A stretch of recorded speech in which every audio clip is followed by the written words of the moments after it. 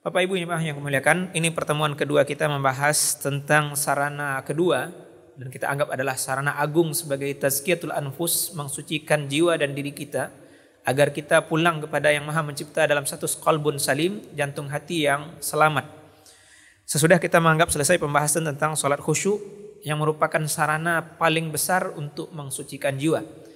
Kita ambil sarana kedua dan ini pertemuan keduanya juga, yaitu tentang zikir, menyebut Allah, ingat kepada Allah Ta'ala sebagai sarana membersihkan dan mensucikan jiwa kita. Ayat dalam surah Al-Baqarah 152 ini dahulu sudah kita anggap cukup. A'udzubillahi minasyaitonirrajim, fadhkuruni adzkurkum washkuruli wala takfurun. Maka sebutlah aku, ingatlah aku niscaya akan ingat kepadamu dan bersyukurlah kepadaku, pandailah berterima kasih kepadaku, kata Allah, jangan kamu kufur kepadaku. Bapak Ibu, pentingnya zikir kita ulang sekilas. Pertama, dia berfungsi menghalangi kita dari berdosa. Orang yang sibuk berzikir, walaupun di level paling bawah, munculnya asik berzikir, menyebut kalimah-kalimah thayyibah, adapun hatinya lalai, itu masih berguna. Karena dengan itu dia terhalang dari berbuat dosa. Nah, tinggal lagi kita mengriadhah, melatih diri kita naik ke level yang lebih tinggi. Mulai dari melatih kita untuk zikir dengan jantung hati kita, walaupun mungkin lisan tidak menggerakkan lidah ini untuk berzikir. Maka jangan sampai kita berburuk sangka, orang anggap bamanuang itu. Kapal lo rabah tasungku, anggap nyawa manuang. Tapi sebenarnya mungkin di antara mereka ada yang sedang berzikir qalbi, jantung hatinya berzikir menyebut Allah Ta'ala. Dan mengikut bahasa ulama dan juga pengalaman pribadi, memang lebih dahsyat sebenarnya zikir qalbi, jantung hati ini berzikir dibanding muncul menggari berzikir tapi lalai hati. Maka zikir lisan itu memang paling bawah. Nah, tinggal lagi sesudah kita mungkin melatih diri dengan zikir qalbi, kita naik ke level tertinggi, yaitu bagaimana jantung hati dan lisan sama-sama berzikir kepada Yang Maha Mencipta. Jadi lisan menyabui, hati setidaknya menerjemahkan. Nah, kalau pakai bahasa Imam Ghazali, sebenarnya lisanlah yang menerjemahkan apa yang dirasakan oleh hati. Itu level yang lebih tinggi lagi. Maka Bapak Ibu yang kami muliakan, ini yang harus kita usahakan, bagaimana ketika lisan kita berzikir, maka diterjemahkan makna-makna zikir itu, kalimah-kalimah thayyibah itu oleh jantung hati kita. Itu adalah usaha yang lebih tinggi dibanding zikir qalbi secara sendiri. Fungsi kedua yang juga perlu kita kokohkan adalah bahwasanya zikir otomatis menutup ruang syaitan dari kita. Bagian ini mungkin akan kita bahas sedikit lebih luas di pertemuan ini, menutup ruang syaitan dari diri kita. Ini uniknya alam kita manusia. Kita memiliki dua potensi, sebagaimana yang dikabarkan oleh Quran dalam surah Asy-Syamsi. Fa'alhamaha fujuraha wa taqwaha. Allah sudah mengilhamkan ke pribadi manusia ini sifat fujur, pembangkang, pendurhaka, juga sifat takwa, hati-hati, takut, tunduk kepada Yang Maha Mencipta. Maka memang tugas kita adalah bagaimana menaikkan derajat kita menjadi orang sukses. Qad aflaha man zakkaha. Sukseslah, sungguh sudah sukseslah orang yang mensucikan jiwa dan dirinya. Sebaliknya naudzubillah, wa qad khaba man dassaha. Celaka dan binasalah orang yang mengotori jiwa. Maka seluruh sifat-sifat yang mengotori jiwa itu menjadi madakhilus syaiton, pintu masuknya syaiton ke dalam hati kita. Di sini kita pakai ungkapan Imam Ghazali yang bagus sekali. Jantung hati kita ini laksana sebuah benteng. Benteng adalah standar eksisnya sebuah kekuasaan. Maka kita menguasai diri kita dengan kita memiliki jantung hati kita yang terbentengi. Jadi kalau jantung hati ini kita miliki, berarti bentengnya kokoh. Nah, benteng ini memiliki banyak pintu masuk. Kalau lewat pintu masuk ini, masuk musuh dan kemudian menguasai benteng, maka tumbanglah. Karena fungsi benteng justru untuk menyerang musuh. Sekarang benteng itu dikuasai musuh. Maka menjadi, kita anggaplah ada sebuah kota begitu. atau sebuah istana dikelilingi oleh 4 atau 6 benteng gitu. Dia berharap dari benteng ini pertahanan, tidak ada serangan musuh. Sekarang benteng dikuasai musuh, maka justru musuh dengan mudah menghujani kota atau istana tersebut dari titik yang semestinya aman. Itulah yang disilakan dengan madakhilus syaitan. Tempat masuknya syaitan ke dalam jantung hati kita. Dan sifat-sifat tercela yang harus kita hadang dengan zikir itu sangat banyak. Kita mulai dari yang menenggelamkan Nabi Adam alaihissalam dan Bunda Hawa, yaitu sifat tamak. Tamak sudah jadi bahasa kita, tamak, rakus. Bahasa lobo gitu. Nak di awak saya banyak gitu.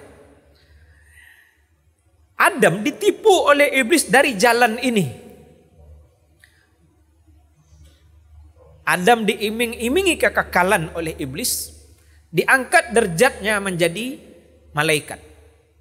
Ungkapan ini akan banyak kita jumpai dalam Al-Quran dengan berbagai versi yang berbeda, dari sudut pandang yang juga berbeda. Maka di sini juga mungkin kita tegaskan ulang, membantah bahasa orientalis yang mengatakan Quran tidak sistematis, banyak pengulangan. Itu hanya diungkapkan oleh orang bodoh, mohon maaf.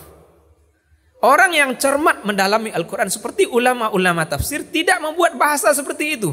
Karena kisah Adam di surah Al-Baqarah, kisah Adam di surah Al-A'raf, kisah Adam di surah Thaha, dan juga banyak surah lainnya itu dari sudut pandang yang berbeda, penegasan-penegasan yang tidak sama.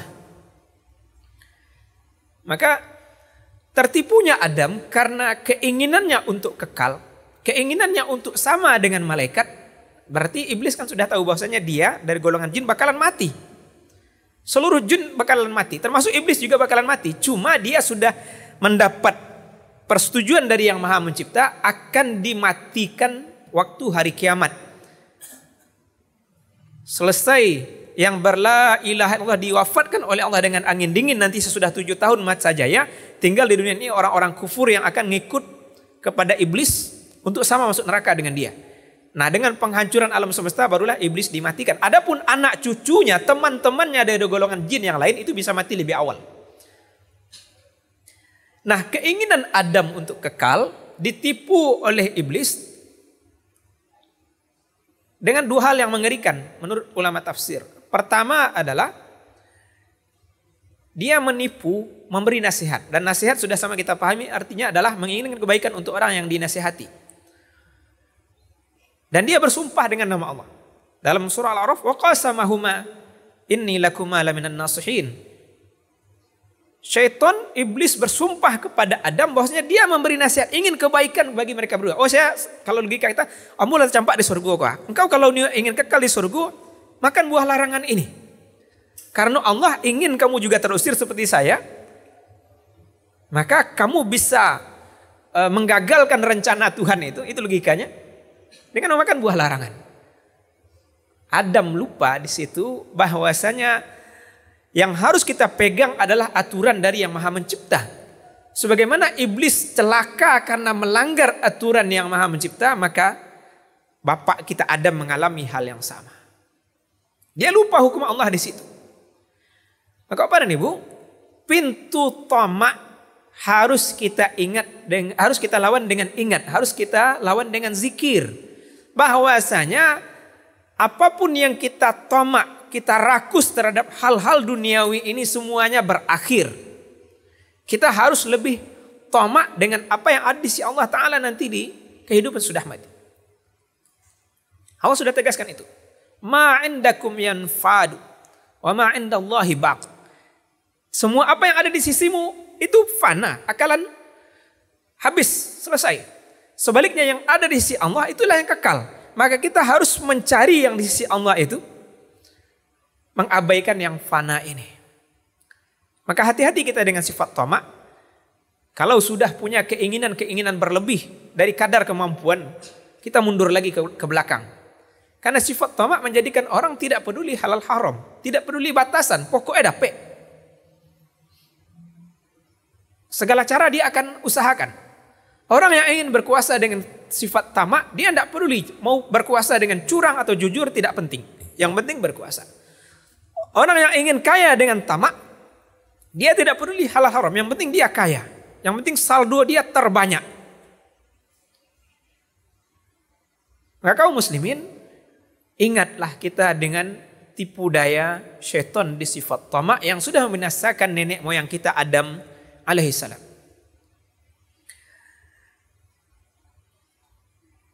Yang kedua, yang juga menjadi sifat yang tertanam dalam diri kita adalah sifat hasad. Hasad dalam bahasa kita diterjemahkan kedengkian. Dan itu memang menjadi senjata yang sangat hebat dari syaitan. Bagaimana kita tidak senang melihat orang lebih maju dibanding kita. Lebih jaya dibanding kita. Dalam hal duniawi ini sangat tercelah. Tidak senang awak mencari orang lebih kaya pada awak gitu. Sakit hati kita melihat orang lain lebih sukses. Itu tipu daya syaitan. Karena dengan itu kita akan ditunggangi oleh syaitan melakukan hal-hal yang sangat buruk. Bagaimana membinasakan orang yang lebih sukses dibanding kita. Bagaimana menjatuhkan dia. Bagaimana kita yang ada di posisi dia. Dan ini pasti kita lihat banyak dalam kehidupan dunia. Dalam kasus politik, dalam kasus kerja, dalam kasus jabatan. Kalau sudah ada unsur hasad dengki, maka orang sudah menjadi anak buah syaitan. Bahasa Imam Ghazali, kalau orang sudah memiliki sifat hasad, sudah punya jiwa tamak, maka dia sudah seperti bola di tangan anak kecil. Nyop tendang kama kamari sakalama de inyo. Maka kita akan menjadi bolanya syaitan. Kama si nyuaran de syaitan pasti arahnya ke sinan. Maka mari, ini memakai bahasa seorang da'i fathiyakan. Maka mari kita mengusahakan diri kita menjadi bola panas bagi syaitan. Yang arahnya tidak sesuai dengan yang selalu diinginkan oleh syaitan. Dia tendang kita ke kiri, ternyata kita ke kanan. Itu hanya terjadi dengan orang-orang yang ingat soal tujuan hidup. Orang-orang yang sadar bahwasanya kita ini bukan untuk dunia, tapi kita untuk akhirat. Kita mengusahakan bagaimana kita sukses di dunia. Bapak Ibu, ini kita harus kembali sadar bahwasanya kita ini sekarang sedang kerja. Orang yang tamak, orang yang dengki, yang hasad, dia menganggap kehidupan inilah hakikatnya kehidupan. Maka semua kesenangan duniawi dia akan usahakan. Bukan berarti kita yang menginginkan akhirat lantas tidak senang di dunia, tidak. Justru Allah sudah menjanjikan orang-orang yang menginginkan akhirat dimulai kesenangan hidupnya dari dunia ini. Atau kalau kita pakai bahasa, dia sudah menikmati sorga duniawi sebelum sorga ukhrawi. Karena memang standar bahagia dunia ini titiknya dari sini. Ketenangan jantung hati kita. Maka orang yang berhasil mengalahkan sifat dengki dalam dirinya, hatinya lapang. Silahkan ada orang lain lebih sukses dibanding dia. Karena yang dia butuhkan bukan dia mengalahkan orang lain, tapi dia memenangkan dirinya sendiri. Sampai kepada hal-hal duniawi, sampai kepada hal-hal ukhrawi, bahasa ini juga bisa kita pakai. Sebagian orang kalau masuk sifat dengki ini dalam hal-hal ukhrawi tapi tidak sesuai syariat gitu. Sakit hati mencari orang lebih banyak hafalan darinya gitu. Dia tidak suka orang itu lebih banyak hafalan dibanding dia. Dia sangat senang kalau orang ini jadi imam kemudian salah baca. Senang hati dia. Imam salah baca, senang hati dia. Berarti dia dalam hal ukhrawi pun sudah ditunggangi oleh syaitan, na'udzubillah. Nah, maka di sini kita mendapati hadis Rasulullah, walaupun ulama hadis tidak memahami itu sebagai dengki, tetapi adalah ghibthah. La hasada illa fisnataini. Tidak boleh dengki kecuali dalam dua hal. Satu, pembahasan kita, rajulun atahullahul Qur'an fahuwa yaqumu biha ana al-laili wa atrafan nahar. Orang yang Allah beri Al-Quran, Al-Quran ada di dadanya, maka dia tegak dengan Al-Quran di malam hari dan juga di tepi-tepi siang. Ini boleh dengki. Bagaimana cara dengkinya? Dengan pengandaian. Maka itu maknanya bukan dengki hakiki, tapi adalah ghibthah. Atau bahasa kita iri gitu. Ingin sarupo aja itu gitu. Seandainya mau habis Quran pasti mau sibuk loh. Qiyamul lail, jo hafalan, siang, ada waktu selalu terbagi untuk Al-Quran. Pagi baca Al-Quran sekian halaman, siang sekian halaman, sore sekian halaman. Terbagi waktunya dengan itu. Itu terpuji. Tapi kalau polanya seperti tadi, itu tunggangan setan. Sakit hati mencari orang lebih banyak hafalan dibanding dia. Maka kalau kita pulangkan jamaah kepada diri kita. Kita tidak berlomba dengan orang lain sebenarnya, tapi berlomba dengan diri kita sendiri. Kalau dulu saya di umur 40 tahun baru hafal 10 juz, bagaimana dengan pertambahan umur hafalan saya bertambah, zikir saya bertambah, pahala saya tambah banyak. Maka kita tidak akan menuding orang lain. Kita tidak akan masalah dengan orang yang bertambah hafalannya. Tidak bermasalah dengan orang lain yang lebih banyak amalnya. Karena kita sedang berlomba dengan diri kita sendiri agar hari ini lebih baik dibanding hari kemarin dan hari esok lebih baik dibanding hari ini. Jamaah semua, kita potong di sini dengan waktu. Semoga kalimat-kalimat ini menggugah untuk kami pribadi menjadi istiqomah dan juga kita semua mulai merintis jalan ini. Subhanakallahumma bihamdika nashhadu an la ilaha illa anta nastaghfiruka wa natubu ilaik. Amin ya rabbal alamin. Assalamualaikum warahmatullahi wabarakatuh.